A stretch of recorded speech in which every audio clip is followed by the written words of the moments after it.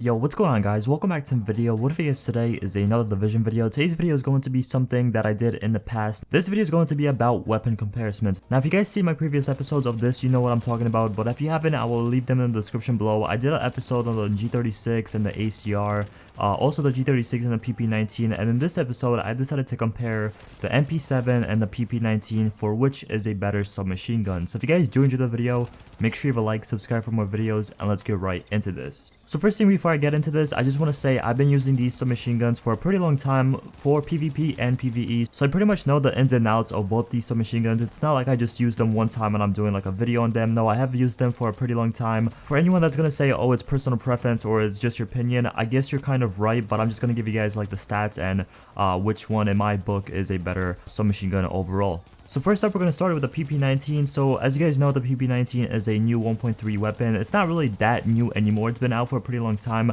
A lot of people don't really like it for some reason. I personally really like enjoying it because it comes with a ton of bullets in its magazine. The standard magazine is 53 bullets.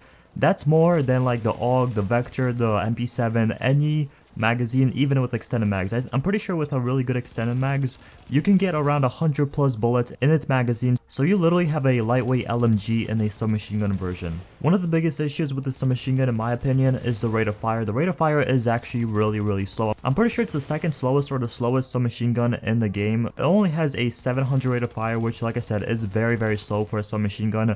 I'm pretty sure half the assault rifles have a faster fire rate in the game. Another thing about this gun that's really annoying is you cannot have a underbarrel modification, so you cannot put a grip or anything like that, which is kind of annoying because the recoil on this weapon is not too severe, but honestly if you were allowed to put a grip on this gun it would have 0 recoil. Without the grip you can definitely notice it, but it's not too bad. The PP-19 is mostly a PvE weapon. I would not really recommend using this in the dark zone. This is more of a weapon where you want to spray all your bullets at a certain boss or like a certain enemy and stuff like that. It's not one of those weapons you want to use in the dark zone because it hardly does any damage. And that's where I'm going to my next point, that this weapon is mostly effective up close. This is definitely a weapon you want to spray all your 100 bullets really close to the enemy, so it's more effective. Now moving on to the MP7, the MP7 is a really great PvE and PvP weapon. A lot of people have been using it. I even remember where the Vector meta was the thing. A lot of people still use the MP7 for some reason, I don't know why, but they really like it. Personally, I really like this weapon. Recently I got a brutal, deadly, and I think responsive or fierce MP7. I've been tearing stuff up with that weapon. First up, one of the biggest negatives about this weapon is it only comes with 20 bullets in its magazine. Even if you put on a pretty good extended mags, you're going to get around 41-42 bullets, which is kind of unfortunate because the PP-19 comes with 53 bullets in its standard magazine,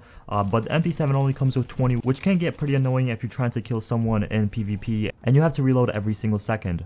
Next up, the MP7 is very effective at medium to close range. This is one of those weapons you definitely want to use at medium range to close range. It's not like the PP-19 where it's only effective close range. With the MP7 you can actually kill enemies at medium range, which is really good for a submachine gun because obviously the SMGs don't really have the greatest range in this game, which having a MP7 with this range is really effective for PvE and PvP. Next up, one of the biggest bonuses of this weapon is it actually shoots 950 rounds per minute, so that is really quick. It's 250 rounds per minute more than the PP-19, which is very noticeable, especially if you even put a rate of fire magazine on.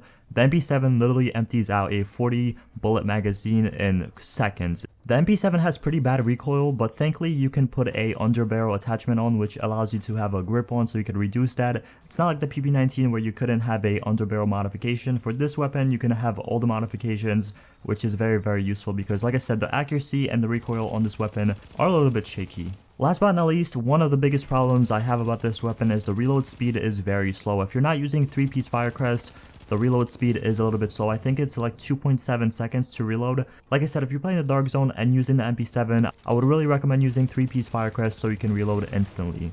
But I would hands down give the trophy to the MP7. In my opinion, it's just more of a reliable weapon, and although you do not have a crazy magazine size that the PP-19 has, the MP7 has better base damage, so it kills a little bit quicker overall. But that's pretty much for the video. Thank you guys so much for watching. If you guys enjoyed, make sure you leave a like, subscribe for more videos, and I'll see you guys in the next one.